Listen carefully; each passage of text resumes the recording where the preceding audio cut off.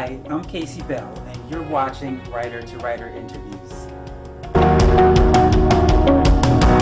Welcome to another episode of Writer to Writer Interviews. In this episode, I get to speak to Lisa Monks, the writer of The What If Girl, a memoir about her sour relationship experiences.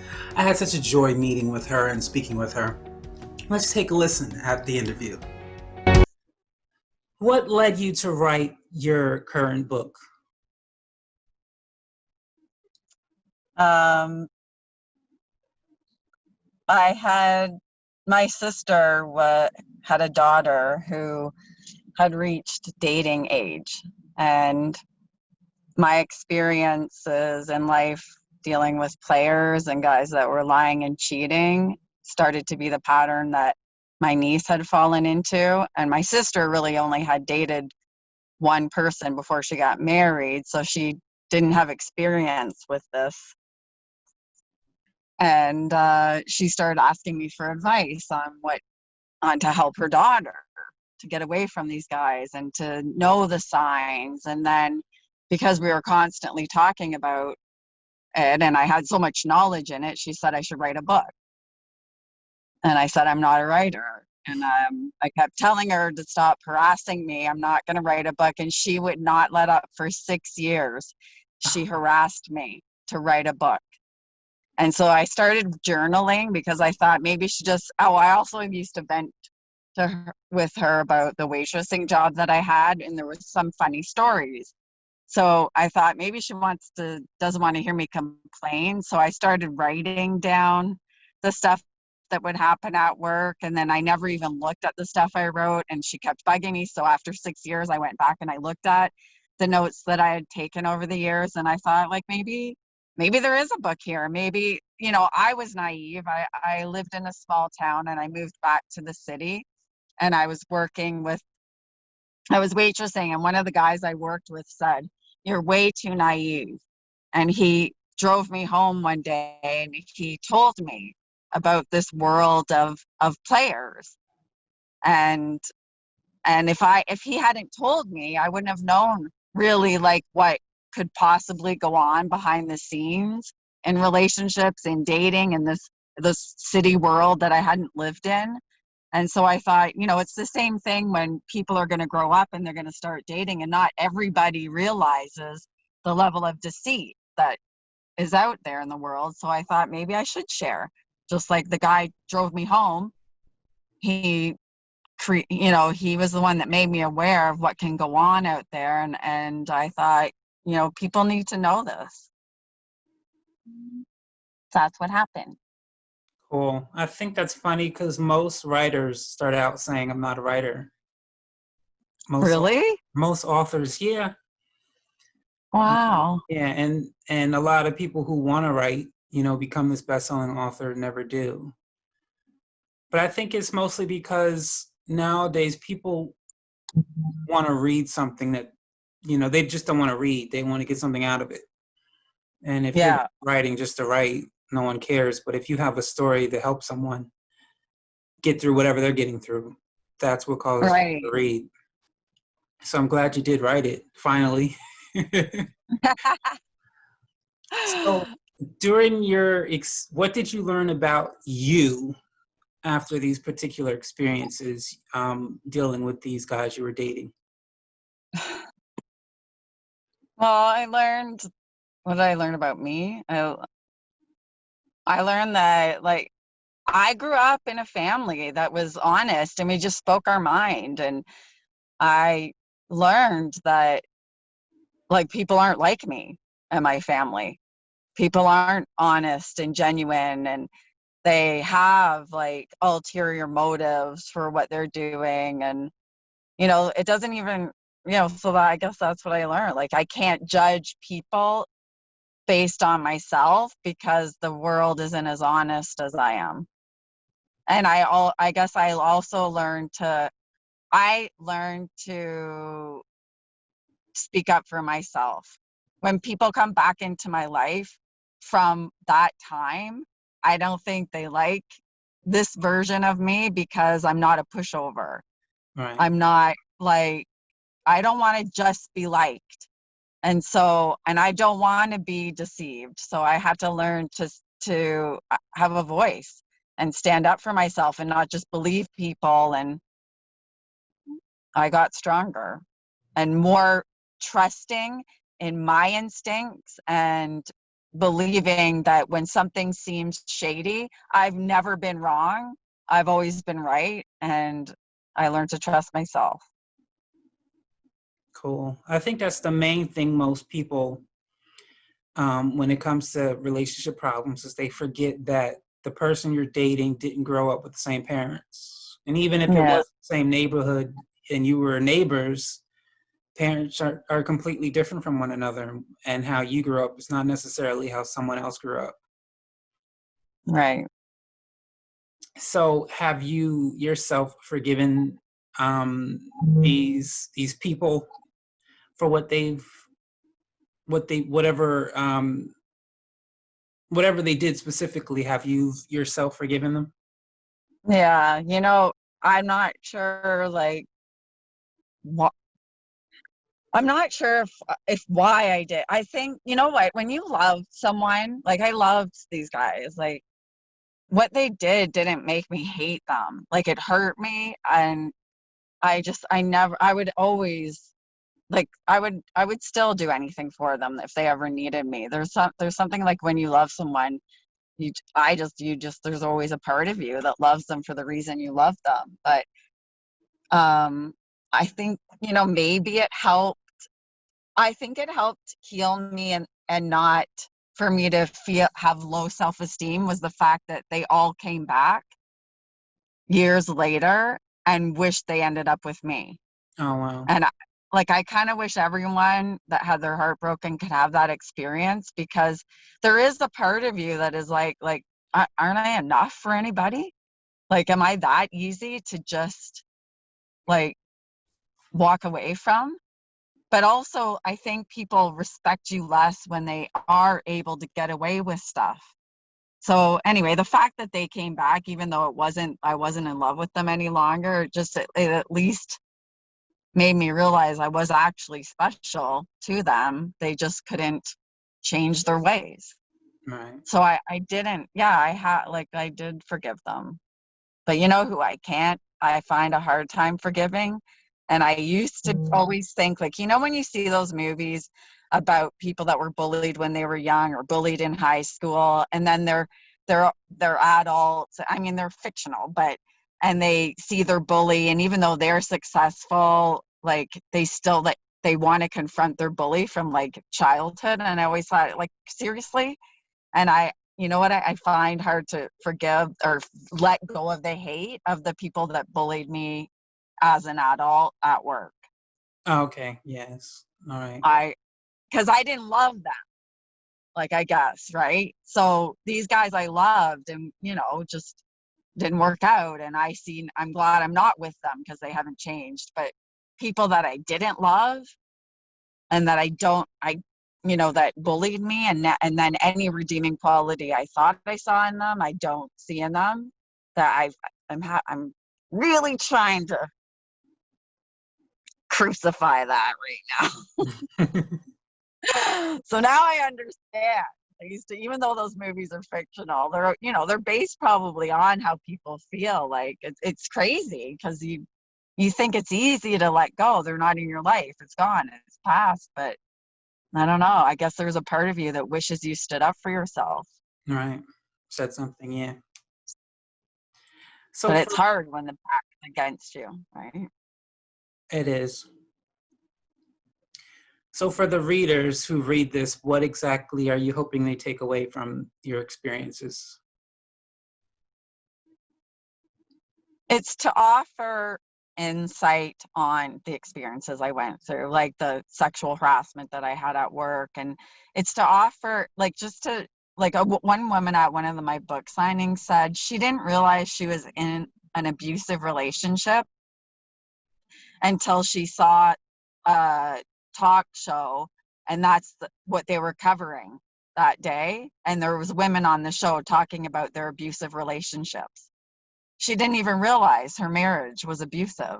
Right. So if you like, it's to create an awareness in people that might be in these situations and they think it's normal. Number one, and number two, it's just to like, it's to forgive yourself, even if you don't get out maybe when you wish you had, or maybe you're in your 10th cheating, you know, dealing with a cheater and a player. But just, it's to plant a seed that it is important to find your strength and stand up for yourself and just say, that's enough, you know. And it's hard to be alone. I wouldn't condemn someone. I would say I understand why people stay, but I want people to see that it's important to leave. It's important to stand up for yourself at work. It's important to find your inner strength and not let people walk all over you throughout your life. I think one thing, because you said she didn't realize she was in an abusive relationship. I know some people either have parents or, you know, aunts or uncles or grandparents who abuse their spouse. So they assume that that's supposed to be that way. So when they get in a relationship and the same thing is happening, they don't think there's anything wrong with it because they've seen a family member do it for so long. Yeah. And I hope those who do read your book realize that not only is it wrong that it's happening to them, but it was wrong when they seen it. And that I hope that if they get therapy or whatever the case may be, to step out of it. But it is, when you're so used to something, it is difficult to quit it, so to speak. And it weakens you, right? And Yeah. so then your level of tolerance for it will become a habit. Yeah. It will be harder to like have standards that you don't allow yourself to be treated like that the more it happens to you. So it's really important to see it and to not think, like my niece at such a young age, like she was in high school, said, well, this is the best, this is all that's out there. I'm like, you're 13 years old and you've already settled for someone that treats you bad and is lying to you. You've already decided that at 13 years old. Right. That's crazy. And so it's really important to read, you know, like stories of people that realize like they and just got their own voice and their strength. That was my next question, actually. So did your niece read it? Yeah. No, you know why? 'Cause she says she didn't read it because it makes her sad. Okay. That's life. So is she doing better though, as far as yes, yeah. She finally got out of that pattern of men. Okay, that's good. I feel like I'm not saying there isn't, but it seems like there should be, whatever men that noticed their abuse and stepped out of it. I hope there's books out there for the boys to read, to realize it's not acceptable to do those things. Yeah. Because we're always so concerned about saving the women, but I always say, but if you teach the men, you don't have to worry about the women. And I know. to me, there should be so much more dealing with these boys on how to treat a woman. And I hate how fathers say, you know, things like, oh, I don't really say anything because if he, you know, gets her knocked up, I don't have to worry about dealing with the baby. And I'm like, but that's still wrong to tell your daughters one thing and your son something else. If you don't want your daughters living a certain way, then you need to treat your sons the right way to treat her so she doesn't end up with one of those abusive boys. And I really think fathers need to, no offense to the fathers out there, but I think they should do a better job in sitting their boys down and letting them know there's just a certain way you treat people, including women, and their abuse in any form is unacceptable. Yeah. So, somewhat off the topic, what was the most frightening thing? Because you said you're not a writer. What was the most frightening thing about your process of publishing this book? Was that, creative writing wasn't a strong point for me. Like, and English class, like I would say, like, proper punctuation and all that, past tense, pretense, all the rules of the written English language. I write like how I feel. And so I didn't want it to sound amateur or immature. Okay. I didn't want people to buy my book and it be like sound amateur. It just, yeah, I think I wanted to still be able to get my story across and it be like my voice in the book, but I was hoping people wouldn't read it and be like, oh, this is so unpolished. This is so amateur. Yeah. That was a fear. And I Um, have a few kind of racy scenes, but I think, like it's a part of our lives, like intimacy, right? And so, we need to talk about it. yes. I think if we spent more time not being so uncomfortable about the things that need to be talked about, a lot of problems would be solved right now. Yeah. But I think we cowered away from talking Yeah. about things that need to be talked about. Especially, it's one thing if you're talking to a 5-year-old, but when you're adults, it shouldn't be so difficult to talk about certain issues. So So, I was surprised that even in my 40s, it mattered. It my it mattered if I was intimate with someone outside of a relationship. So it never goes away for women. Women are still judged even in their 40s and 50s. well,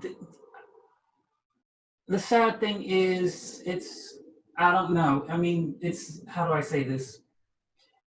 Men are still, I guess, they haven't gotten used to women not being, you know, because there was a time when in like our ancestors, like thousands of years ago, where a man would get married just to have a wife, to have children, but it was okay for him to have not only a side woman but a side man, and that was considered acceptable. Yeah. But if she Yeah. got on him, oh my gosh, she just sinned big. And even though that was Yeah. centuries ago, like thousands of years ago, it's still difficult for men to see women as their equal. And unfortunately, It is. I It really is. don't. I mean, just recent months ago, there was all over what you call it, Instagram. Ti, a rapper, was talking about how he goes to the doctor with his daughter and asks the doctor if she is still a virgin. And mind you, his son, who is younger than his daughter, is not a virgin, and he doesn't say anything. And it's like, and mind you, I don't even think he's 18, his son. So it's like, so you're okay with your underage son going out there, but you're having a problem with your daughter who's like I think 2021, and you're trying to make sure. But it's just that I don't know if it's arrogance. I don't know what it is. But I think it's sad that people still have that mindset that it's okay for a man to not be a virgin at marriage, but a woman better be. Yeah. It's like that doesn't make sense. And yeah. And I'm not promoting promiscuity because it's not my like I would rather be in a relationship, but we're talking like, like there's times I was single 10 years and when you're younger, it's a lot harder to like never like not be in the embrace of someone or be kissed or have intimacy. I'm not talking about like that I'm promoting meaningless encounters, but you know, it's hard to be without it for years and years and years. So what is the woman supposed to do, knowing that she's going to be judged for it, but how long can you live without it? Right. I And think so, and what about the women that these guys are sleeping with? What exactly. about, you know, so then they're now damaged goods and they aren't girlfriend material or wife material. You know, I still consider myself someone that has just as much value as as a woman that didn't sleep with you right away, but they just don't see it. So I think it needs, unfortunately, that's important for women to know, and to be the one that has restraint. If you know that you care about the outcome of being with someone intimately, and you know yourself as a person that it matters, if it turns into something, then it's on the woman to have the restraint, because you don't want to be the one hurt, and you're the one that knows how you're going to feel after, so you're the one that has to try to not take the risk. Right. So one more question. What was the research for you on finding a publisher? um what I One thing I did was that I studied theater at Ryerson University. So one thing I did was, like, I thought, why not reach out to a university that I went to? You know, obviously it benefits them if they have a successful author comes out of that program. Right. And one of the writing teachers linked me up with a professor that was teaching night school, who also had his own small publishing company, and he started working with me on trying to help me improve the writing myself. And we worked together, and he said he would decide after we worked together for a little bit if he was going to publish it or not. And we did an Indiegogo campaign, but I didn't raise enough money, so I just kind of continued on my journey myself. I sent out queries to a few agents and publishers in the States, and they were hooked on the story, but they wanted me to create a better manuscript. And I never matched the level that they were looking for. So then I found this woman that was, I don't know how I found, she came across my Facebook feed or my email, something. She was a writer, and she decided to start her own writing company, and she was looking for female writers to submit their manuscript. So I submitted my manuscript to her, and she edited it for me, and we published it together. Cool. What's the name of the company? It's Black Dynasty, but she's since, I think she folded her company, so now I own Oh, the rights to my book. oh, okay. Yeah. I wanted to say back on what we were talking. I was working with a young 18-year-old. There's a few girls that are daughters of people that I've either worked with or friends with, that all are like, they're not getting involved, they're not having meaningless relationships, they're not sleeping around, they're not. So there's young girls today that are much smarter at their dating. And one girl even said it matters to her if the guy that she's dating, that she wants to get serious with, has slept around a lot. So she does hold men to the same standard that she holds herself. So I hope this new generation does keep coming up. Women keep coming up and changing that. I hope. Well, I hope men do too, because I don't believe in the women have to hold a standard and men don't. I truly I believe know, men should hold the same standard. themselves. Yeah. Well, that's going to require a strong Christian conviction to that draw. your carnal instincts and not acting on them. True, but I also say if what you want in your mate, you should be it first. So if you're a man and you don't want her, if you want her to be a virgin, shouldn't you be one too? Yeah. Like don't expect your mate to do something you haven't done. And whose job is it, do you think, to instill those strong moral values? I mean, I would definitely say parents, because you should lead by example. But I personally believe when you get to a certain age, you should just be responsible enough to, do what you expect. If you want someone to treat you kindly, you should treat people kindly. That should be something adults should be doing on their own. Whatever I want from whoever, my parents, whatever I want from my children, whatever I want from my spouse, whatever I want from my future mate, whatever I want from my boss, whatever I want from my coworkers, I shouldn't even ask them until I've given it to them. And that's something we should do as adults, that you should never ask anyone to give you anything you haven't already given yourself. That's an excellent, excellent point. Don't go anywhere. We'll be right back right after this message.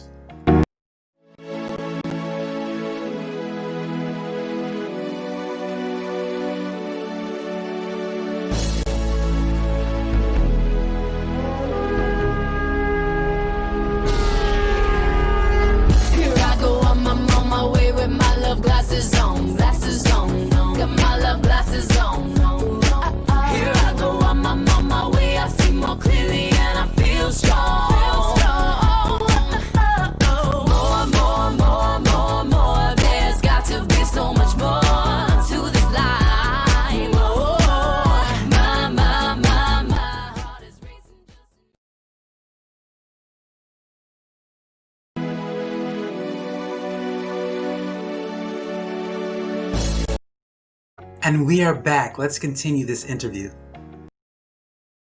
Where did you do the research to find people that had done something in history that you wanted to put in your book? Mainly online searching, and it took, I would say, much, much, much longer than I would have liked it to take. I just made the assumption that it would be easy to find people. It wasn't so much it was difficult to find people. I wanted to find people that either created something that never existed as opposed to enhancing an image, and or done something that just never been done. Like they were the first to do it. And I found a lot of people who like enhanced the light bulb, enhanced heating, enhanced the iron, but I was trying to find someone who just did something for the first time. And it was not even finding people, believe it or not. Because I wanted, the first book in the series, I did 14 people. So I decided to keep that amount, and it was not an easy process, but yeah. So my other question, were you trying to make it equal, like highlighting men and women, or was it just the originality was more important, like that they had done something the first time? It was both. Every book has 7 men and 7 women. Okay. And are they immigrants that, would it matter if they were born in the States or or the people that you chose immigrated to the States? It's a mixture of both. A mixture of both. Either they were born in the States or they immigrated. And then, my next question is, was there a large pool of people and then you chose people from that? Well, there were 2 factors. Like the first factor was they had to be the first to do something. The second factor was, can I myself understand what they did to explain it, because it's a children's book where I myself can explain it where children can understand. And there was a lot of people who didn't make it because I myself couldn't understand what their thing was. And I didn't know how to Okay. write it in a way where children can understand what they actually did. So it wasn't, there was a lot of people, but like I said, a lot of them I just because a lot of them were out of science and I couldn't really understand what they did. So, and like I said, the other thing was there was a lot of people who, like I said, did enhanced an invention, and I really wanted the person who first invented it. Okay. Um, Although that would be a nice also another version to write, because it would show other people the other possibilities, like maybe, you know, people that want to be entrepreneurs or they want to make a difference in the world, and but they can't figure out like how to invent something that's not invented. That can also trigger them to think like, wow, what exists that I could improve on? I never even thought of that, like right. improving something that already exists.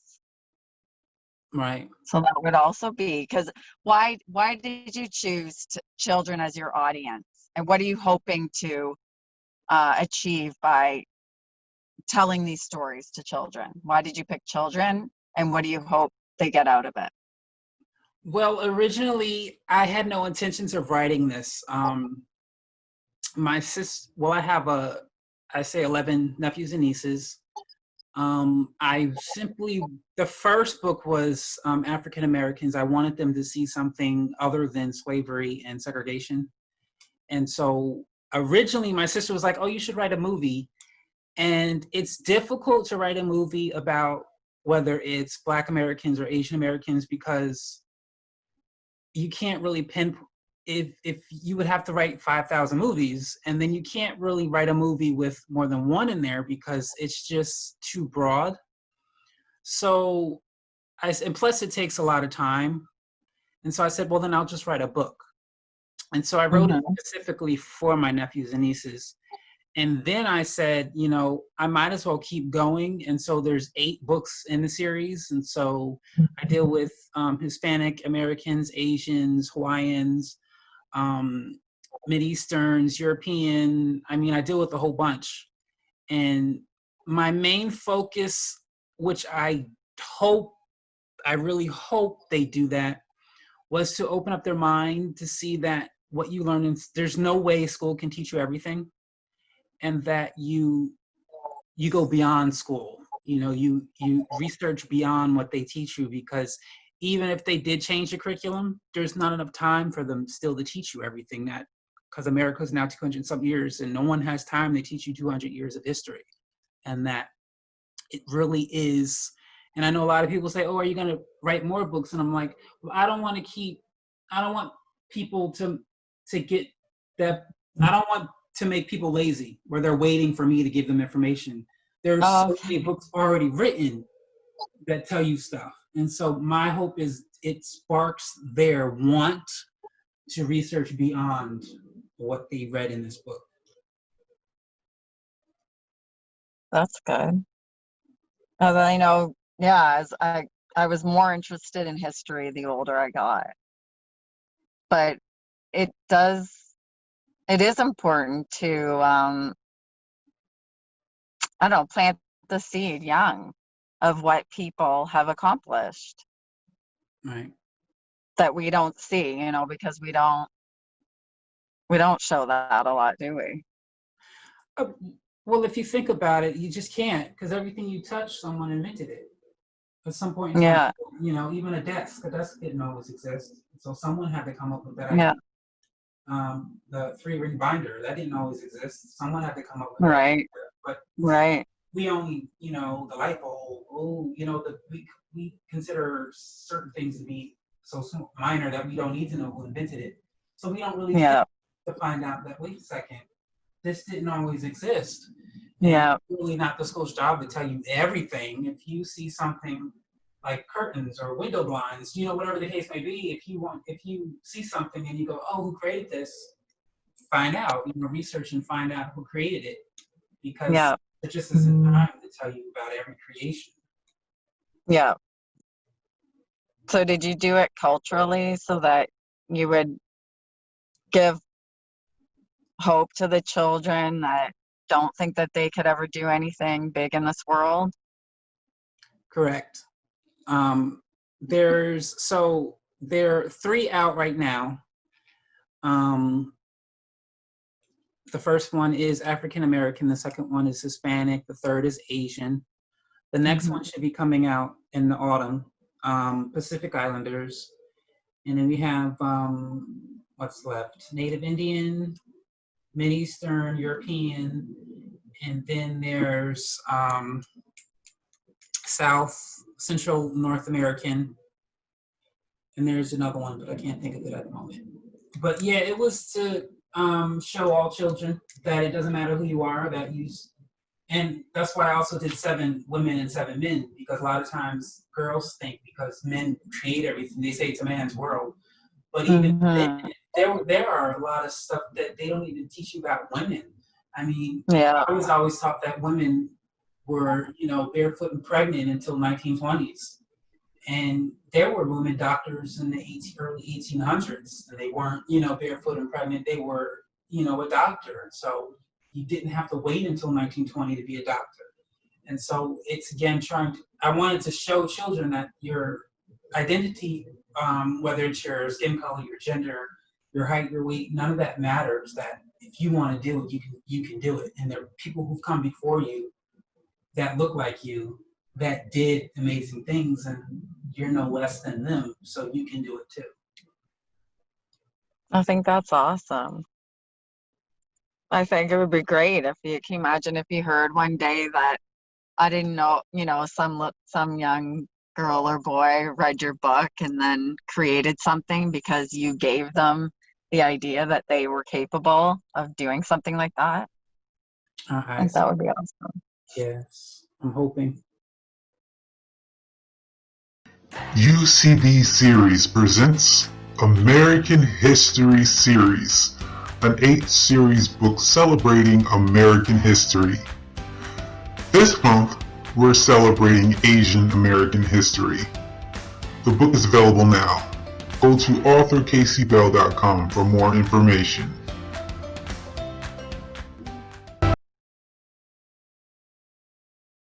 If you could sit down and have lunch and dinner with any author, whether they're dead or alive, who would it be?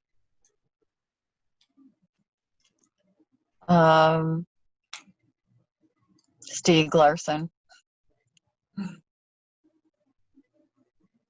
Why exactly?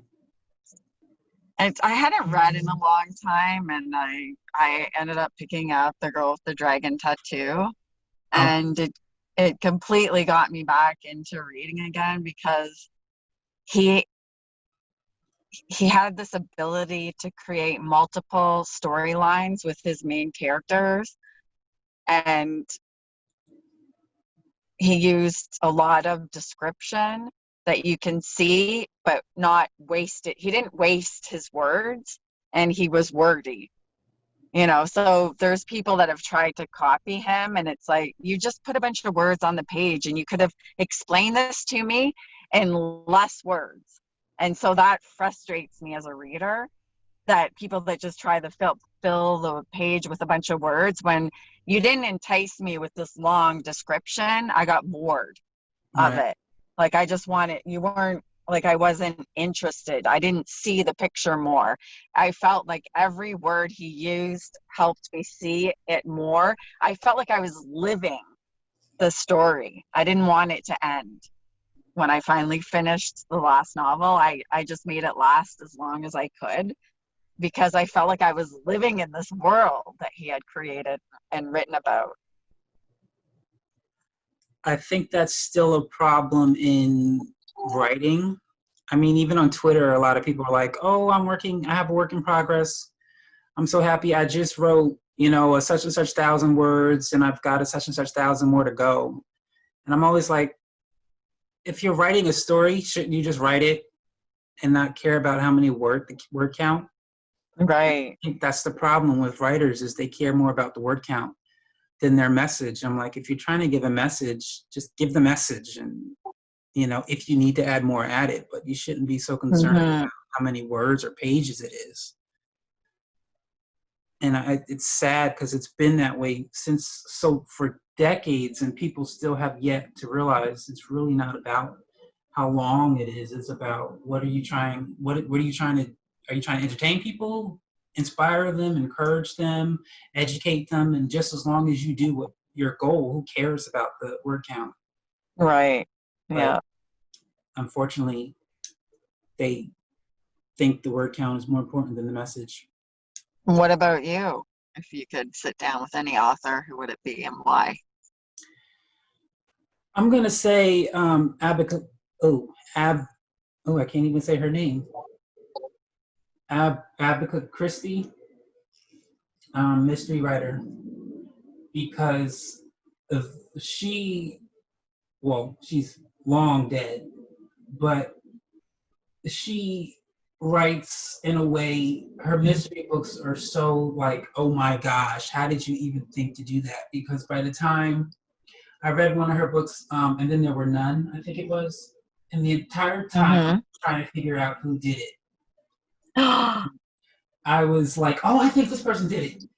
Oh, I think this is what it is. Oh, this is what it is. And I thought for sure I guessed it. And when you get to the end of the book, you're like, what? How the heck did you even think to come up with that idea? And it was just amazing how she even came up with that idea to do that.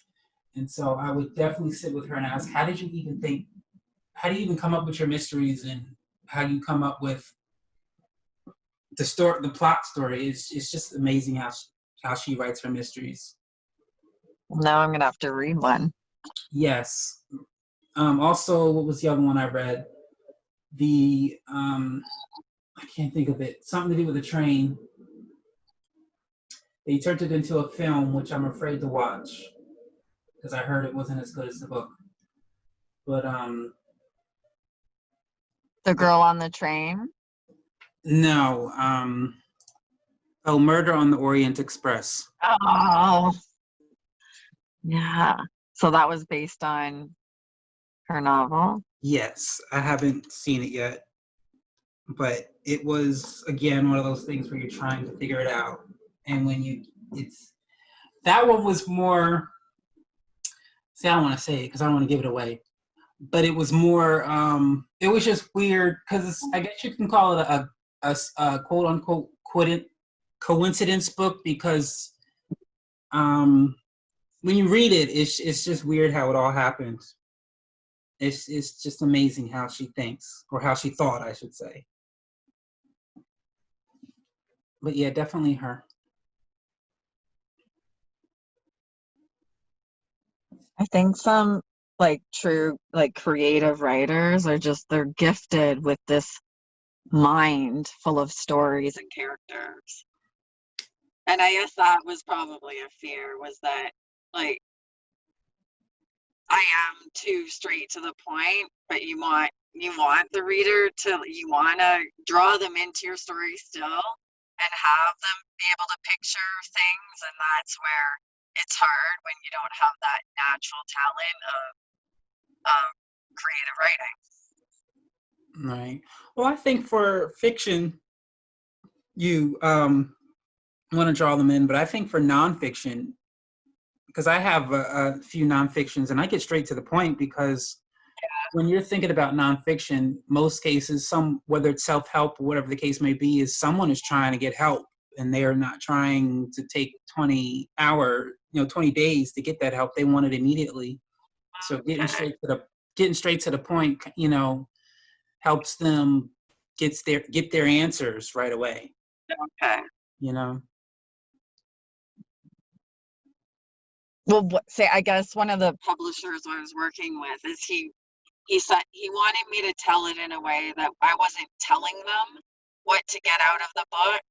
He encouraged me to write it and tell my story and let the reader get what they are meant to get out of it. Right. So so I guess he made that challenge for me, in that one of the readers that I just heard from said it was it was, you know, a memoir that read like fiction, Oh, which I really? kind of wanted it to, because I wanted it to be a story that you could enjoy and like. So I guess that's what it kind of ended up being, was that what that one publisher suggested, that I tell the story and let the reader get, instead of telling people you should learn this and you should get this out of it and you shouldn't do, you know what I mean? Right. And it is more my nature. Like I want people, you know, to see themselves, if they are in that position, see themselves and decide what they want to do about it. Like one of the girls that I used to work with, she's married and kind of does everything. And she's like, that's it. I've had it. Her husband wasn't working. He wasn't doing anything. Like she's working all day on her feet, waitressing 9 hours a day, and then coming home, doing the grocery shopping, cooking, preparing everything. And she's like, that's it. Doing all the cleaning, all the laundry.